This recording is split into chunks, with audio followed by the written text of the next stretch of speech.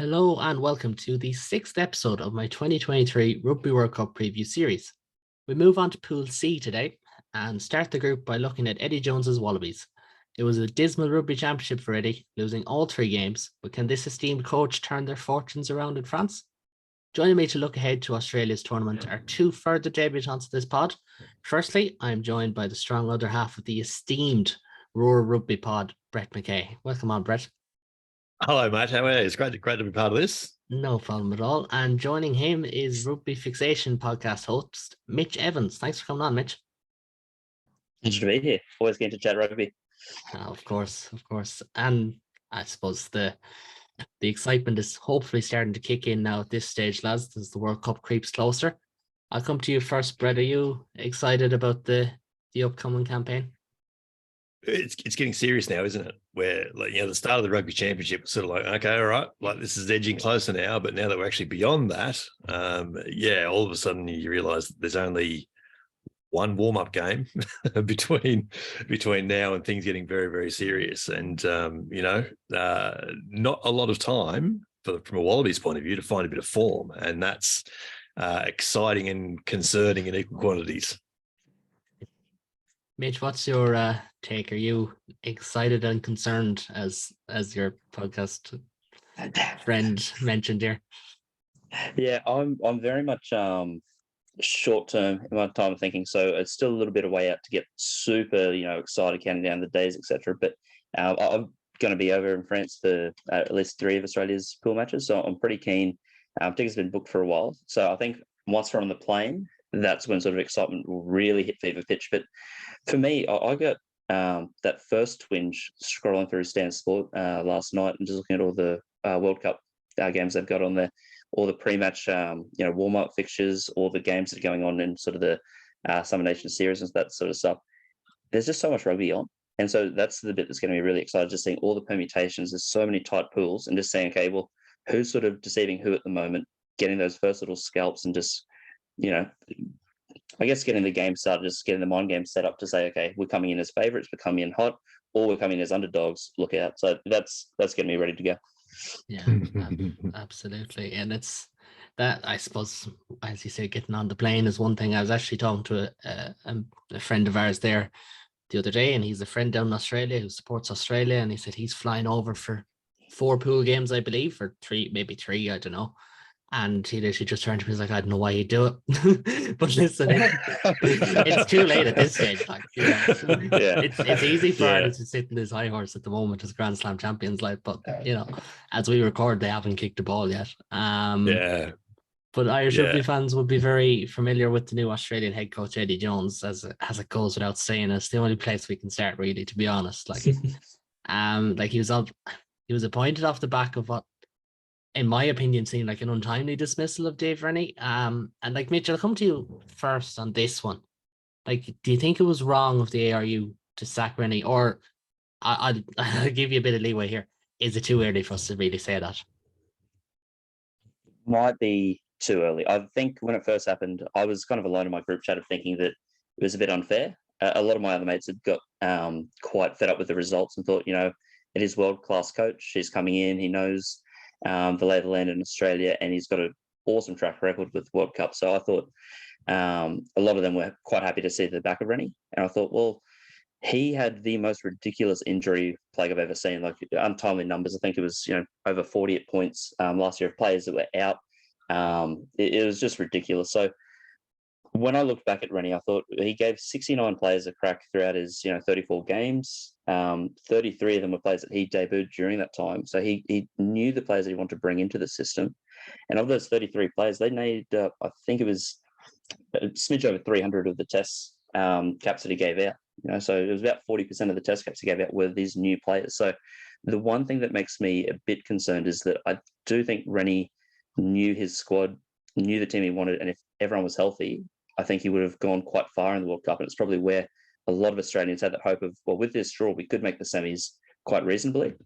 Eddie Jones is complete class, but unfortunately, because it's new systems, new coaches, new everything, a few new players, it's going to be really hard to try and hit the ground running. And we've seen that with 3 straight losses, to kick things off in the Rugby Championship. So I think it's probably a little early, but it's an awesome long game approach to keep Eddie for 2 World Cups and a Lions tour. So in that regard, I'm pretty happy.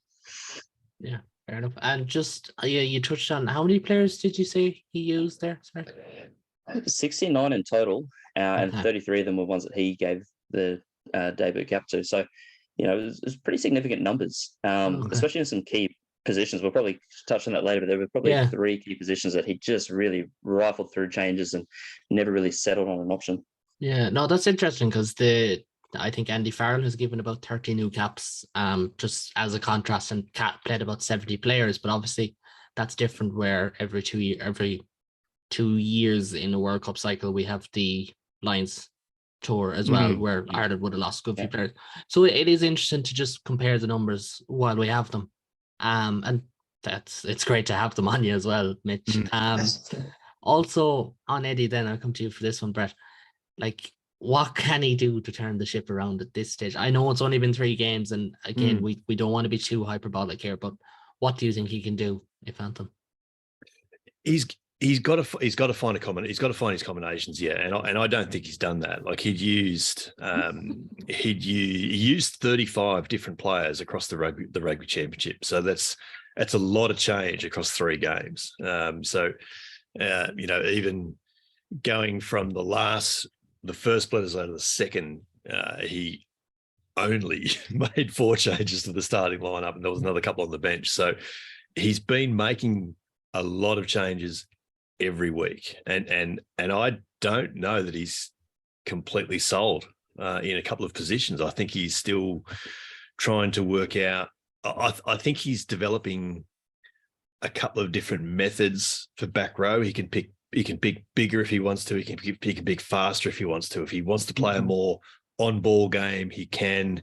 If he wants the big bodies, he can do that as well. But he's still making a lot of tweaks. Obviously, losing Alan Alatoa in the first split as low was a huge blow, and he was literally going to be one of the cornerstones of excuse me, he was literally going to be one of the cornerstones of the Australian pack. And so for him to go down, the old joke about tight heads is that they're the first ones picked and the second one named on the team sheet's number 18, isn't it? So, we're really trying to see, or really learning quickly and harshly how important a position that is, because the alternates, and particularly Taniela Tupou, is a long way off being a starting player. I think he's going to be bench impact for a good while yet, coming back from an Achilles injury.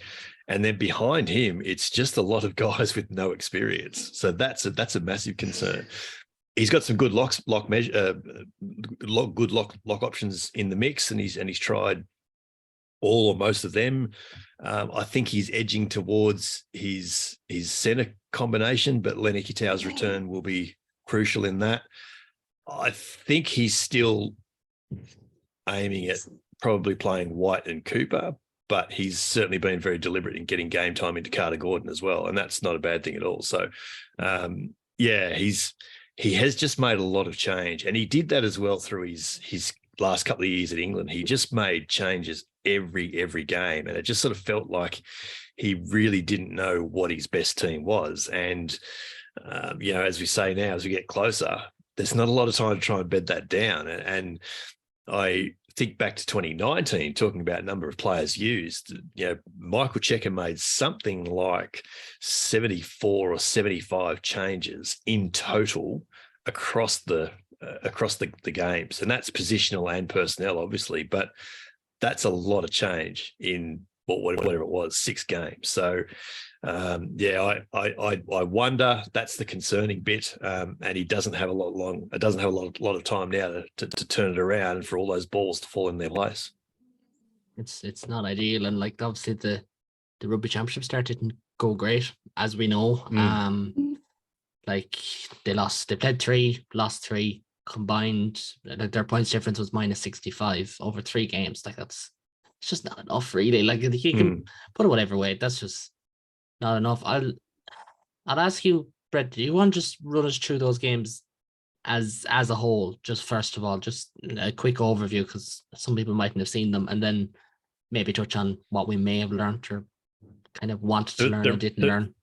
The rugby championship, yeah. Well, it Yeah, started rugby with started with the heavy loss in Pretoria, and the start of a bit of a worrying trend, because the Wallabies only had about 30% possession and made 200 odd tackles, and were just blown away in the end by the Springboks, who were pretty red hot at a fairly packed Loftus Versfeld stadium. The following week back in Sydney against Argentina, it was a much improved performance, I thought. They certainly played a faster style. Fraser McWright came in at open side. Mark Nitawazi starred on the right wing, and he's been there ever since. But this is also where the injuries started. They lost Lenny Kitau in that game, and that caused a major reshuffle. Samu Karevi went to 13. Carter Gordon, who'd only debuted late off the bench in Pretoria, suddenly is into a test, whatever it was, 18 or 20 minutes in, and he's playing inside centre. And there was a weird sort of combination going on. He and Quade Cooper were often trying to defend literally on the same patch of turf, and they found themselves in a bit of trouble there as well. So they were a lot better. They got back into the game, knowing Nitawazi took a 95-metre intercept try to actually regain the lead late in the game, and then Argentina scored, whatever it was, 12 or 15 phases in about 4 minutes after time, down in the bottom corner. So that was a narrow loss that was probably more painful because they had been in a position to win. And then we went to Melbourne for the first Bledisloe after that, and it was a really improved first half, I thought. They'd held Adi Savia up just before half time, and that was 12-7 at that point. And thinking, this is actually a really good first half.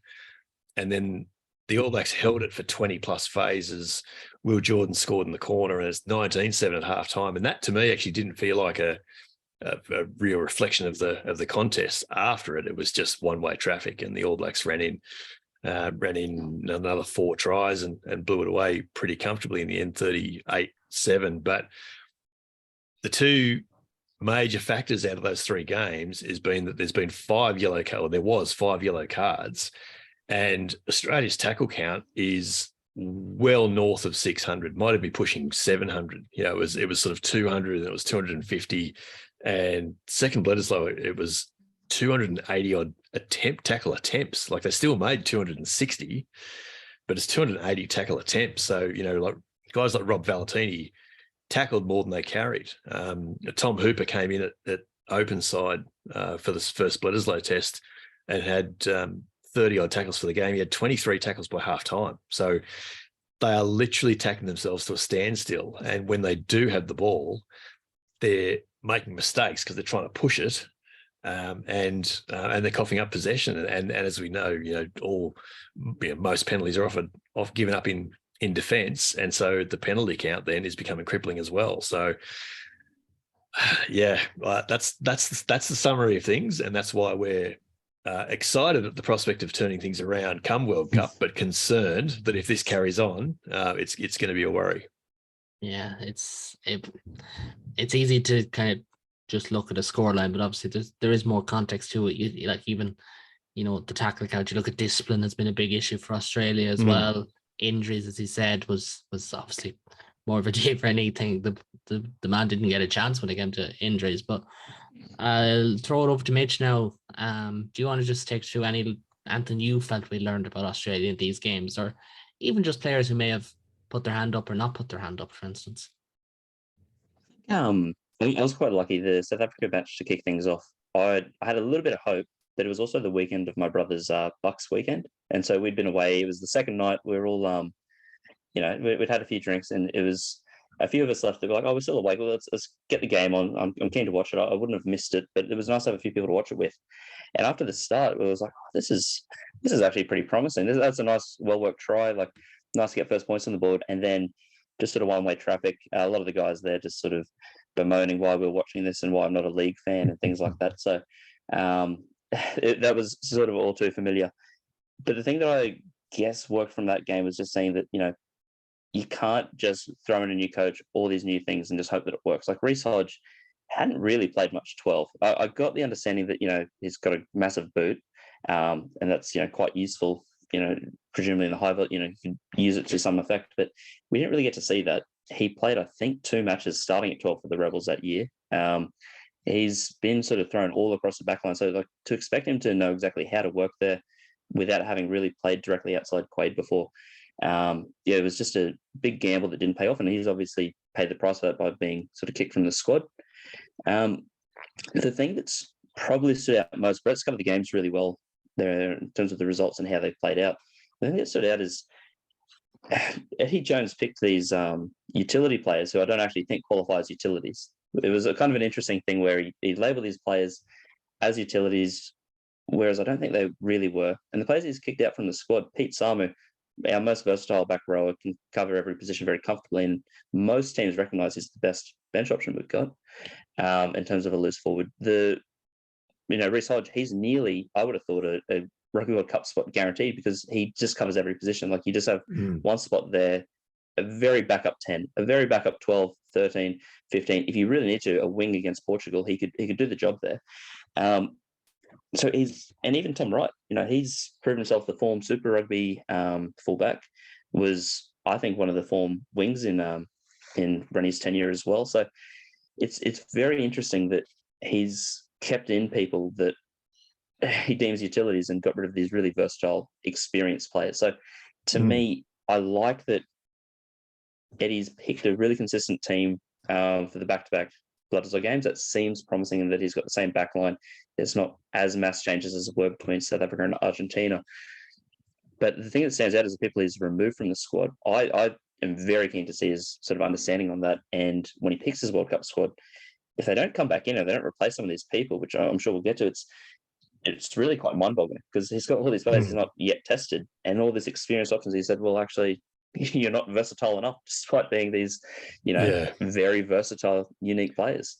And that's going to be the really curious thing here, Kaylana. It could well be a case that guys like Hodge and Samu come back in, and these so-called utility players that he named, and that was a complete and utter Murphy. Like it was genuinely ridiculous, the way he explained that. Samu and Hodge could well, I think could well come back into a World Cup squad. And these utility players, with the exception of Josh Kemeny, who did debut against Argentina, they'll get dropped out without actually having played a game. They would have been in the squad the whole time and never played a game, and it'll be for nothing. But it's also quite likely that if and when that happens, there'll be so many other things going on that we won't really actually get a chance to get into what on earth were you thinking, and why have we wasted time with these guys in a squad that just were never ever going to play the kind of role that he was trying to suggest. So anyway, that's life with Eddie Jones, as I'm sure England fans would attest to. Yeah, it was. There was always something going on in his time in England. That's for sure. And I get I got his thinking that, in a pool game or in a quarterfinal or a semi-final, and there's injuries and there's concussion protocols and things like that. You're going to need setters and wingers to pack on the side of scrums, or where there's yellow cards, you might need a back rower to run out, outside centre on the wing for a bit. But Josh Kemeny was never starting a game on the wing. Dylan Peach is never going to start a game at back row. So why pretend that that's a possibility? It was just madness. It honestly was madness. I think sometimes it's important to draw these back to examples that maybe listeners will be more familiar with. And like Munster played Glasgow in the URC semi-final or quarterfinal a couple of months back, and they lost 3 of their starting forwards to concussions in the last 10 minutes. They had a prop on the wing, and they had a prop on the flank and a flanker on the wing. But if they ever turned around and started it for the sake of, it might happen, like, you'd be laughing. Do you know what I mean? Yeah. And I know Eddie Jones likes to think he's moving the needle, but he's not really. Do you know? No. Like if it comes a stage where Pete Samu had to run at 12, or Michael Hooper had to run at 12 or 13 if he happens to regain fitness, then no one's going to worry about that, because that was obviously driven by the circumstances. Yeah. But to try and convince everyone from the outset that Dylan Peach was a genuine option to play back row from the start of a game is just BS. There's no other way of putting it. It was just madness. He tried to convince an awful lot of people in England that Jack Noel was a flanker as well, and that never came true. Yeah. And, we'll move on from that a small bit more towards the playing personnel. I know you've name checked plenty of guys, but like Eddie decided to name just a 34-man squad for the Rugby Championship, which seemed baffling. Definitely one of the smallest anyone named for any pre-World Cup squad in any form. Like, left very little room for experimentation, even if, as we talked about with the utility players or so on. And Mitch, can you take us through your thoughts on that 34-man panel, and whether or not this may seem a bit harsh, whether or not they're living up to their potential, or whether it's just that bedding in phase of a coach? Because you look at the names, they really shouldn't have lost 3 games by combined 65 points. No, they shouldn't. And it's an interesting squad. I think one of the big challenges is, and I like to do it as well, but quite often, the number of caps have been put together by teams, and we've really recently been able to blow out the numbers a bit by having Slipper and Hooper involved. That gives you 250 plus caps just between them. So it can really make a team sheet look like it's a lot more experienced than it is. You could add in Alaalatoa quite quickly to that as well. And then when you look at the teams now, with a few of the injuries picking up, it is a concern, because I looked at the squad. The average age is blown up by that, but when I look at the median, like we take the exact middle value, the 17th player, 18th player has 13 test caps. It's a really inexperienced squad. So when I look at potential, I do think some players have really grabbed it with both hands. Like Carter Gordon, really rough transition as a 10 to come in, but I think he's done a really good job, taking on such a difficult role. But the thing that really just, I can't wrap my head around really, he has picked a lot of players that he wants to see, and he wants to get this team sort of worked out so he knows his Rugby World Cup squad, which is the whole intention. But he's got so many players he still hasn't given a crack to yet. Like Matt Fazler's in the squad was, I think, the best line-out operating forward in Super Rugby, but he hasn't been tested. Blake Shop, very good, maybe close to the form Liz had probably had a remarkable season, really breakthrough season, still hasn't been tested. Ryan Lonergan, no caps yet. Dylan Peach, no caps yet. And then players that have got experience, not a heap, but have some experience. He's still not tried Lalakai Feketi, Lungi Gleeson, Ben Donaldson, and at least Feketi and Gleeson, I imagine, are in the World Cup squad. So to me, I've got no real issue with the personnel he's picked. There's a few players I'd move out and a few I'd move in, but to me, it doesn't really make much sense. He's got to pick this squad really soon, and we don't have some of these players having actually been tested or saying, is this the third hooker I take? I've only tried 2. Is this the third halfback I take? I've only tried 2. It's very interesting. So personnel, I've got no issues with, but the use of them really, I think, is a bit confusing. It's crazy. And like, he, again, for the interest of fairness, he has only had 3 games so far, but then at the same time, if you have 3 games and you have 3 hookers or 3 loose head props, starting 1, benching 1, leaving out, like it's not really hard to get that balance if throwing the Rugby Championship is something he was looking at. And like, I'm going to start with the negative side of this question, if you don't mind, but I will come on to the positive side. Like, in terms of omissions, which is something every fan goes to, is there anyone? And I'd like to put in Tawera Kerr-Barlow into the mix there, who is Aussie qualified and said he would. And a lot of people up here in this side of the world would recognize him as being one of the best 9s in Europe at the moment. But he is out in the cold as far as Eddie Jones is concerned. But there could be someone else if you want to talk about someone else as well. Yeah. And look, he was out in the cold as far as Dave Rennie was concerned. And the way Dave Rennie explained it, I haven't changed my mind on it. And that was to simply say he's shown absolutely no interest in Australian rugby up until the point that he's suddenly eligible. And it's a classic case of, I know he's a very good player. He was a very good player before he left New Zealand to go to France. He was good enough to play for the All Blacks. He is a very good halfback. But we have this fantastic phenomenon in Australia where players automatically get better when they leave. It's sort of because they're out of view, they're out of week to week scrutiny and highlight and all that sort of thing. And so the assumption is that if you play in a top 14 final or a European Cup final or a URC final, Premiership final, you're obviously better than any other option that's currently running around in Australia. And there's just no way to make that comparison or make that call. And so I'm not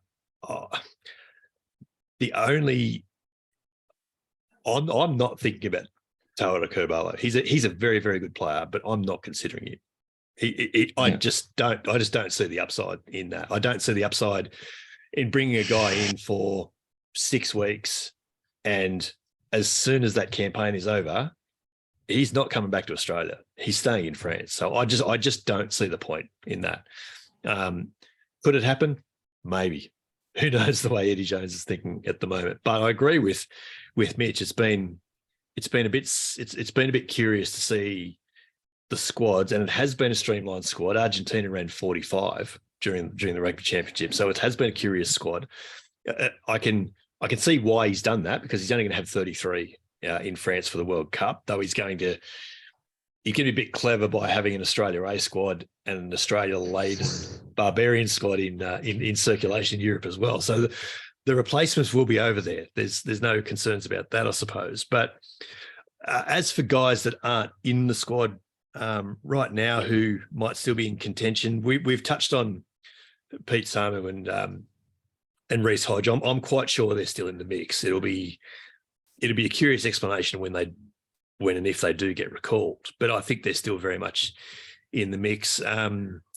Someone like Sam Talakai, the Rebels tight head prop, I think is now pretty firmly in the mix as well, with Alaalatoa out. He's got a little bit of experience, but not much. But he's probably the closest sort of workhorse tight head in Australia to Alaalatoa, and I think that is going to be important because, as I mentioned, Tupou and Thal Masili are really only bench options as far as I can see at the moment. And then, I mean, there'll be conversations about a guy like Harry Wilson and all that, but I think he's just on the edge of a really hot field at back row. And you look at the guys that are there in the squad, and they're all sort of capable of adopting, playing slightly different games. So like Jed Holloway could play lock if need be. Tom Hooper has played lock for the Brumbies, but plays 6 and now 7.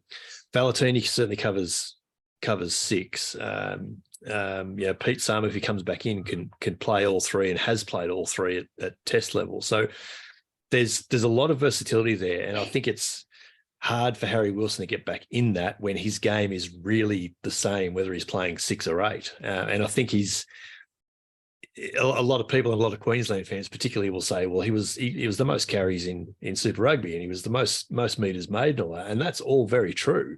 But his issue was that he didn't get past the gain line a lot. He was often stopped. And so he did a lot of carrying, but he also didn't get any offloads away. He didn't make too many meters past that. And so I just don't think he's going to find any way of squeezing in. I'm just not sure how that's going to happen.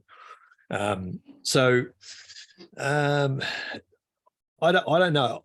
I think the squad that he names for the World Cup, and it's not far off happening, I think it'll come from players that we've seen already, that are either in squads currently or have been in squads through the Rugby Championship. I don't think there'll be any World Cup bolters, put it that way. And Kurbalo would certainly be a bolter, but I'm not seeing it happen. Yeah, that's understandable. If I was more technologically advanced, I would have like a little ding every time a former Munster person or player was mentioned, and Jed Holloway was brought up this time. Unfortunately, I do not have the technical skills, but it's like it was the same way with Jason Holland being brought up on the New Zealand podcast. But anyways, good to see the Munster brand spreading. Just and this is open to the two of you. You can both jump in one after the other, really. Just guys we should keep an eye on as well. Maybe not even like the likes of the Michael Hoopers of this world, but just guys who could take the World Cup by storm if Australia do well. And I feel like I know what answer you're going to give, but I'll wait and see. It's not, I think Mark Nonkanitawase has really put his name back on the map. For people that maybe missed the end of year 2 last year, since forgotten with all the good rugby in between, he really lit it up at moments. And I think the blessing for him is Suliasi Vunivalu actually provided quite a platform to contrast just how good he is.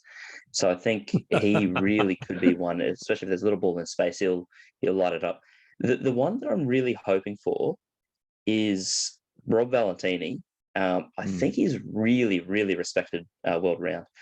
I'm not sure if universally people put him in the same category as a Gregory Aldred or Kalen Doris or Adi Sevilla. I think they're sort of looked as the three pinnacles. Dwayne Vermeulen obviously has all the experience as well. Not that he's guaranteed to start, but he's got that sort of reputation. Valentini's really, really close to that category of player. And I think with a really, strong performance at this World Cup could actually show like, hey, I'm actually with these guys, if not, able to push above at times too, because he's just a freak. And he's potentially been let down a little bit by the constant rotation at 6 and not having a settled back row. He's had to pick up the slack of, potentially who's been around him and with him, and maybe we haven't got the back row lock balance right. But for me, Rob Valentini, I just think he could really stamp a claim on, being a dominant back row and dominant 8 for this World Cup. Yeah. Brett, if you anyone you want to add to that? Yeah, I feel like I've been talking about Nick Frost since about March, and he had an outstanding Super Rugby season, and his first couple of tests this year have been really, really good as well, and in and around some pretty good company with Will Skelton and Richie Arnold both coming back, and he's maintained a spot in he started 3 of the 4 tests before the Wallabies went to France with both Skelton and Arnold, and he's kept guys like Matt Phillip, out of the starting 20, or out of the 23, which is some pretty good going because Matt Phillip is a quality lock.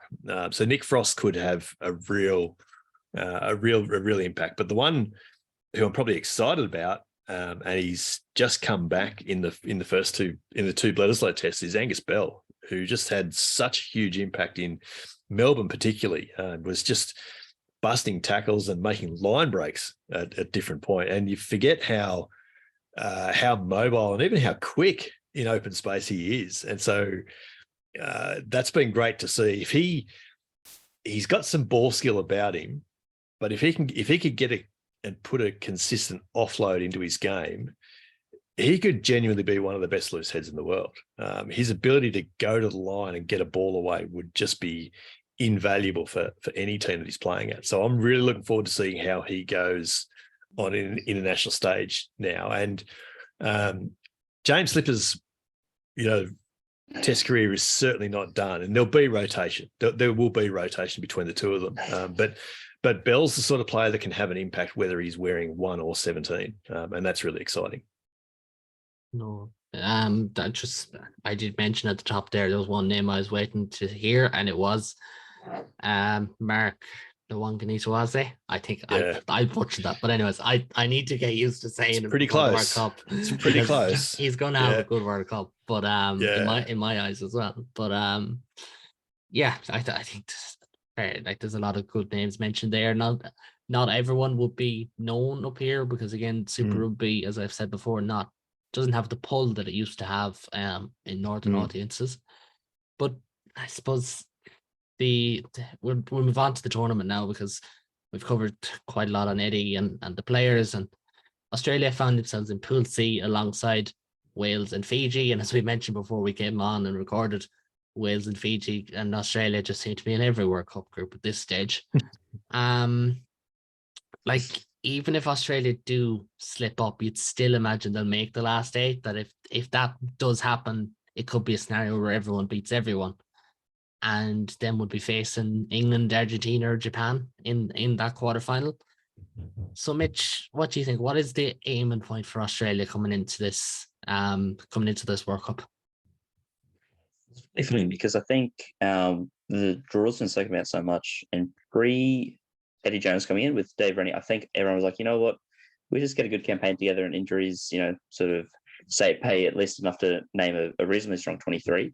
Then the semi-finals sort of an expectation, and we'll just see what happens from there. I think that's changed somewhat with Eddie coming in and not getting the immediate results. I think maybe there's a bit more trepidation, but the thing I keep coming back to is the draw is so favourable, even just beyond the positioning of the pools, for the allocation of the fixtures. So for the Wallabies, I really love our warm. So we go Georgia, have a week, Fiji, have a week, Wales. So it's a really nice sort of progression, I think. And it probably matches the world rankings of, getting slightly harder, slightly different game styles, and then finished on the 1st of October with the game against Portugal. So that's a really nice build-up. You can sort of rest a few at the end. But the thing that I like, presuming we make a quarterfinal, the quarterfinals aren't until the 14th and 15th. But on that weekend of the 7th and the 8th, England, Samoa, and Argentina are all playing. And Japan, sorry. Those 4 likely opponents are all playing that weekend while we're resting. So to me, that is such a massive leg up that we could have close to 14 days, 2-week turnaround, while our opponents, especially I think England are playing Samoa. On the chance we get to play them, which I'm sure Eddie would love, on the chance we get to play them, they're going to be battered and bruised. We've got 2 weeks rest. I don't think literally ever there's been a better run-up for Australia to have a crack at this. And as people keep saying, winning 3 matches in a row, really difficult against top-tier opposition. But we shorten that to, having such a dream quarterfinal, 2 matches, while still so unlikely at the moment, does just give everyone that little bit more hope and maybe a bit of a what-if scenario. So I actually still think semi-finals is a realistic expectation. And I think at the very least, what Eddie said, he'll be telling them finals, he'll be telling them champions. But I do think just with that run-in, semi-finals really should be what they're looking for. They should have all these dates circled. They know who is running out in each of those fixtures, just to know, there's 23, whether it's against Argentina, England, Samoa, Japan, whoever it happens to be, they're going to be so primed. You couldn't ask for much more than that. Yeah. Brett, are you going to put your head above the parapet and say they could make a final, or are you content to say semi-final is the aim? No, look, I actually think they'll, and I'm quite sure they will. I think they'll pare it back even further than that and just say that getting past the pool stage is the first step, and that will be all that matters at that point. And you're right, the draw is certainly we should say that they've added more time in. Like this World Cup will be the longest one ever, and they've added more time between games very deliberately, so as not to disadvantage the lower ranked teams, because they were often playing games with 4 and sometimes 3 days turnover in previous years, and that's just ridiculous. So now everyone has pretty much got a week between games, which is good to see. And you're right, Australia not playing the weekend before the quarterfinals is a huge benefit, because England do play Samoa, you're right, but Argentina and Japan play as well. So there's a potential matchup as well, which could have an impact. So there's no doubt Wales and Fiji are the 2 games they absolutely need to win, and if they win those, then they'll be in a really, really good position to get through. And so that's going to be the first goal, if you like, for the project. So that will be where all the focus is. Wales, as we know, are going through a bit of I'll dumb it down and say rough patch. It's a bit more than a rough patch at the moment, isn't it? But they're not in a great. They're in a similarly rough spot. Fiji could be anything in this tournament. They rolled out teams through the Pacific Nations Cup against Samoa, Tonga, Japan as well, and it was basically a complete Fijian and Drua side from Super Rugby. They literally pulled a Drua jersey off, put a flying Fijian jersey on. It was the same team, and they played exceptionally well. And so they're already seeing the benefits of being Super Rugby. And there's certainly an argument that it was overdue, but they have grabbed that bull by the horns and they're making it work for them. So they're going to be incredibly dangerous. They'll be confident. They'll absolutely be aiming up against Australia as a scalp, and they'll be thinking if they can beat Australia, then they can definitely cater for Wales. And then all of a sudden we're talking about Fiji playing quarterfinals, which is, a real possibility. If the Wallabies can get through to a quarterfinal, then anything is possible after that. And all of a sudden you're only talking about, you just win another game, and you just win another game, and you just win another game, and they are in a final. And so then it sort of becomes a week-to-week type thing. The first month or 5 weeks of the tournament is going to be important, but you get through that first month and then it becomes week-to-week. And I think as players and as coaches, they all enjoy that. They all enjoy all right, what do we need to do? Who are we preparing for this week? What do we learn from last week? What do we need to tweak? Get our patterns, get our game plan, get our set piece right, do captain's run, get into the game. They're back into that week-to-week grind, if you like, of Super Rugby. So that's why I say I think they'll pare it back, and they'll just make getting through Pool C the most important part. And it is the most important part, because if they don't do that, then it doesn't matter what happens in the knockout point, no matter how good or bad or easy the draw might be. If they can't get through Pool C, it doesn't matter anymore. That's obviously the first point. I just want to pick up on the point you made there, Brett. Fiji, like obviously they have the Fiji and Drew side, which has had a more successful Super Rugby campaign than the year before. Could they kind of come into this World Cup in the same vein that maybe Japan did last time, insofar as a lot of players together? And maybe, I'm not going to say Japan were written off, they weren't, because obviously they're at the back of that big win in 2015, but could they kind of be coming in under the radar in that regard, as in maybe people aren't talking that way? The similarities for Fiji this year might not necessarily be Japan 2019, but it might be Japan in 2015, and who Eddie Jones was coach of at the time, and he geared them up for 18 months. Their one focus in 2015 was beating South Africa in Brighton, and they knew that if they could do that, and South Africa at the time were quite up and down. They were a long way off the world champions they are now. But they knew back then that if they could beat South Africa in Brighton, then anything was possible after that. And them beating Brighton was what absolutely put them on the radar and for 2019, and why they had such a great tournament. And they beat Ireland, didn't they, mate? So I'm sorry to bring that up. Yeah, that's fun. And the World Cup in Japan in 2019 became such a great tournament because of how well Japan went. There's no question about that. Yeah. I think Fiji could do something very, very similar to what Japan did in 2015. Again, if they can get a scalp in the pool games, Wales or Australia, and can get through to the quarterfinals, then they'll back themselves. They'll back themselves to play faster than any other team, more physical than any other team. They are probably faster and more physical than any other team. The question about Fiji has always been their ability to play out a half, or their ability to play 80 minutes. And that's still the same questions about the Drua in Super Rugby now, but they are definitely getting better than that. They deservedly played a quarterfinal in Super Rugby this year, and I've got no doubt they'll be better again in 24.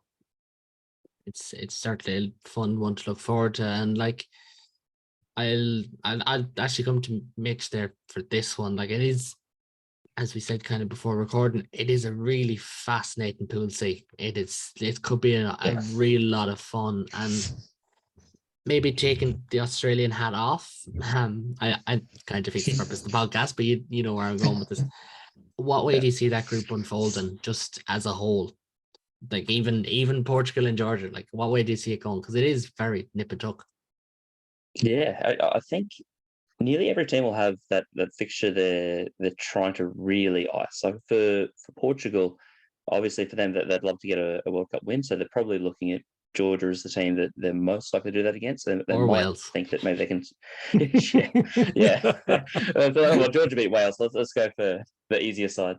I think each team is sort of looking for that fixture they want to hone in on. For me, the real scary prospect is France, because we've spoken about Drua having like such a big, a section of their squad, and that gives them lovely cohesion. But the other thing, I believe they're the second most French team there. They're going to have 18 or 19 players currently plying their trade in France. Very closely followed by Georgia. So we've got the second and third most French teams in a system. They're going to be really familiar with their surroundings, know the lay of the land, and it's just that could really help with subtle differences. So for me, I really can't shake that Australia have a better player pool than the other teams they're playing up against, especially with Wales not at their strength at the moment, which seems so arrogant to say. But even removing the bias, I don't think we're going to win the World Cup by any stretch, but I do think we should top the pool. I think Fiji probably will finish second. I think there's something about how they're building that's just really nice.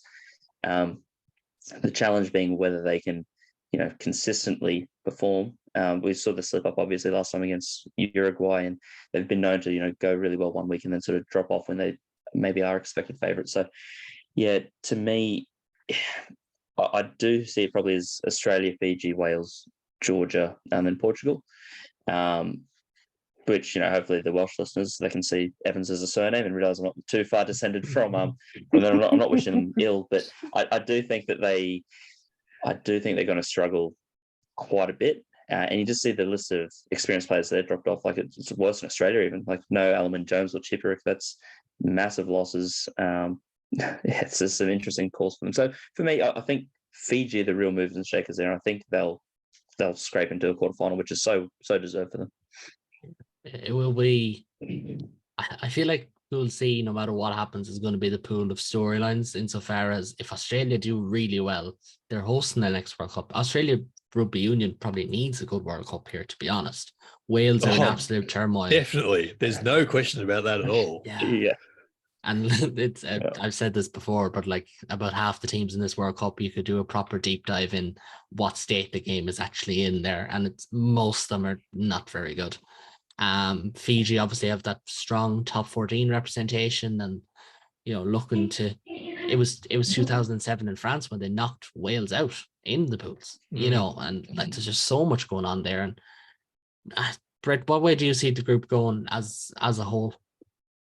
Yeah, I probably can't disagree with Mitch's thinking there. It wouldn't surprise. I certainly hope Australia get through, and it wouldn't surprise me if Fiji go with them. I'm not going to write Wales off, and they have a good Summer Nation series going into it. Then all of a sudden we might forget about everything that's happened, been happening within Welsh rugby the last few months. So I'm certainly not going to write them off. I think Fiji have a real opportunity, and then Australia have the expectation that this draw will just deliver the results that they need. It's not going to be as easy as that, obviously. It never is. But I think they're the two that probably go through at this stage, and there's a good element of fingers crossed around that, obviously. But there's no question at all that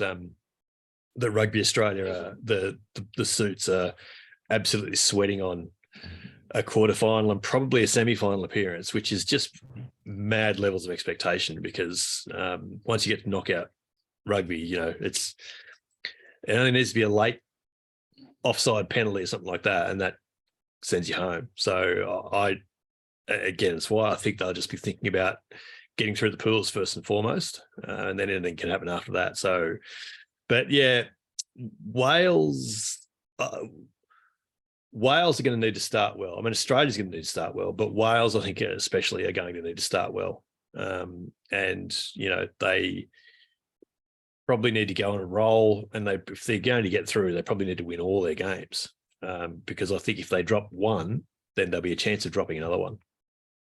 Yeah, well, Wales and Fiji is the first game in that group. Well, for them, and it's in Bordeaux. Yeah, and there will be plenty of Irish fans in Bordeaux that weekend. I'm not going to tell the Irish fans who will be in Bordeaux that weekend who to follow, but we know what they're going to. They know. Yeah, they know. We don't call them the Flying Fijians because they play a very passive brand of rugby at the end of the day. And they've got arguably the best away strip in the Yeah. tournament. That it's- black and red number is incredible. It really is. A friend of the pod does an awful lot of kit work, Hugh Griffin over on Twitter, and he was just going through like Nike, and you'd be surprised how little like jerseys Nike have or Adidas have. But my God, Nike have hit it out of the park for this World Cup. Yeah. Maybe not the South Africa away shirt, I wouldn't be a fan of it, but like the Argentina jerseys are wow. No. Yeah, But South Africa's that's- main strip is great. Argentina, both Argentina strips are fantastic. So yeah, Nike have done very, very well this year. And then there's Ireland, the Irish one, which a lot of people are pretty torn on, like pretty much torn. Yeah. There's even fighting about Yeah. having the names on the jerseys, which is Yeah, I don't know. Not Yeah. not a fan about that. That's just a Summer Nations thing, isn't it? Yeah, no, well, we don't know if it'll last for the World Cup or not, to be honest. But I know. hope not. there was a bit of confusion last autumn anyway, because all the Australian jerseys had Santos, and then all the English jerseys and that had like names on them. You didn't know which one was actually, are the Australians actually called Santos? They're not. But, some people did actually get confused. That's it.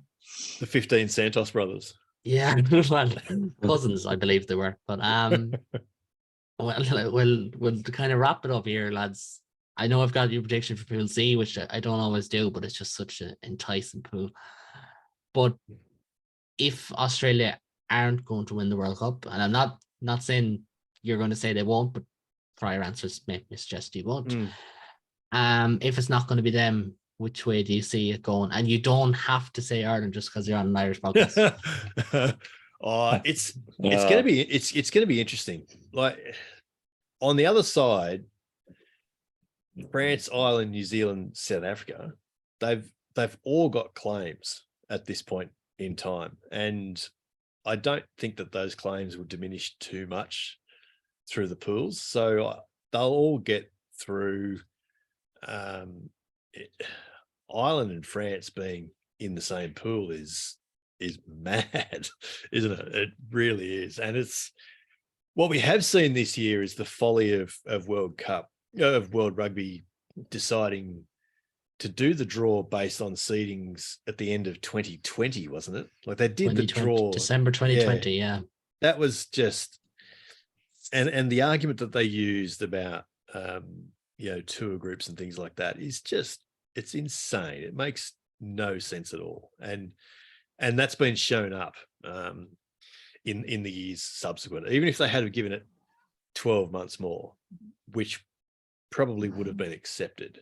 It's a Lions year, though, is the only pushback there. You'd probably have to push it till after the Six Nations is kind of the consensus here, which I'd agree with, because at least then that kind of balances out the Lions side. We've done it that way before, haven't we? We've certainly not made seedings 3 years out. That's just too. We've all seen it. Too much can change in a 4-year cycle, and so if you're talking, if 4-year cycles are now a thing going into World Cups, then why would you base the seedings on the first year of that 4-year cycle? It doesn't make any sense to me. So we're getting off track here now. I think there's huge expectation on France, and they're probably in no better place and no better form to deliver on that expectation in a World Cup than they've ever been. And it was put to me recently that, if they can't get through to a World Cup final that's played in their country with the team they've got currently and the form they're in, then when will they win a World Cup? And that's a hard argument to try and mount against. So I think they are going to be the favourites, I think. And then Ireland, South Africa, New Zealand are just going to be ready for them to slip up. And all three would be capable of pouncing on it at the time. And that will be curious. It's interesting. It's a lot of fun in terms of that side of the draw, playing each other in the quarterfinals. Not for an Irish perspective, don't get me wrong, but it is for a neutral perspective. Yeah. And it's been pointed out, I've mentioned this on the pod as well, but just for your own interest, the only team to beat New Zealand or Ireland prior to a final and win their next game is Australia in 91. They bet both, coincidentally. Yeah. But it just shows, like, typically when you have to rise to beat a huge team, say, it can be very hard to bounce back the following week. you know, and that's what's going to happen here. Like, that's where I see, like, if England or Australia fluke their way to a World Cup because of this, I will absolutely hate it. But like, it could well happen. Like, we can't just say it won't. And like, Mitch, are you going to tip France as well? Or which way do you see it going? No, I'm going to tip New Zealand. I love New Zealand. I think they're you know, you could call it a form drop, I guess, you know, comparative to their previous 10 years, but their slight blip sort of back end of 2021 and start of 2022, and little bits and pieces sort of falling off. I think that was blown out of proportion quite a lot. Foster was chopping and changing his team so much. 2021, I think it was 46 players used. There was no consistency. People chopped and changed. And I think of the 46, every single one of them except Offa Tuangafasi started a match. Like, he was just really rearranging the deck chairs just to try and work out, okay, what's my order? What's my preference? Where are they all sitting? For me, and especially just, I guess, with my age and the rugby I've watched, I'm so burned by New Zealand. I think that, so obviously the benchmark in every single match I watch, I don't have any fear of South Africa. I don't think that they're a team that when Australia goes up against them, I'm not that concerned, especially, I should say, on neutral turf or in Australia. That they're not a bother for me. Ireland and France are in great form, but, you know, last year with Rennie's ravaged, you know, lot, very close to both of them away from home. It's always New Zealand to me. I think they've peaked now at the right time. Foster's had all this year of chops and changes. He's now got insanely driven assistants, especially Jason Ryan, probably the standout. But, you know, Joe Schmidt's coming into the scene as well. There's a few people that have stepped in there. Man, every time I watch them play, I just think they've got this kit that could deliver a tool nearly for every occasion. And I think there's not really a team around the world that just 1 to 15, 16 to 23, 24 to 33 is just as skillful and can pick up pieces just on the fly like they can. So, to me, I still think they're the favourites, and I think they'll have appreciated being underdogs for a little while, and, you know, for not being called in as favourites. But I think they're going to show that they're really, you know, they're a dominant force. Foster's got nothing to lose. He knows he's on the way out, so he's taken everyone down with him on the way through, and saying, "Hey, New Zealand rugby, you made a pretty big mistake. Here's what it was." Yeah, it's mad to think that on episode 2 I had Jamie Wall, New Zealand journalist, on. He said New Zealand are not winning this World Cup, and now I just had an Australian person coming on saying they will. You really couldn't write that if you tried, because that's never the scenario. Kiwis scrambling for the underdog status is not new in this part of the world. Yeah. Maybe not down there. Up here where we'd think that's a very odd stance to take, but maybe not down there, I suppose. Yeah. Lads, that's all we've time for, but thank you so much for joining me. This has been a really enjoyable pod, first and foremost, and for those listening at home, that brings our first look at Pool C to a close, possibly the real pool of death. Next week I'll be joined by the WRRAP, or the Welsh Regional Rugby Appreciation Podcast lads, to talk about Wales, who Mitch is writing off already, and Brett, before shifting attention to the old enemy of England with the preview of the Pool D favourites and a recap of Ireland's clash with them on Sunday next. So thanks at home to everyone for listening. If you do like what you see or hear, please do subscribe. You can find the links to my channels below, as well as the links to lads' Twitter pages and podcasts, all of which I highly recommend. But for now, until next time, take it easy.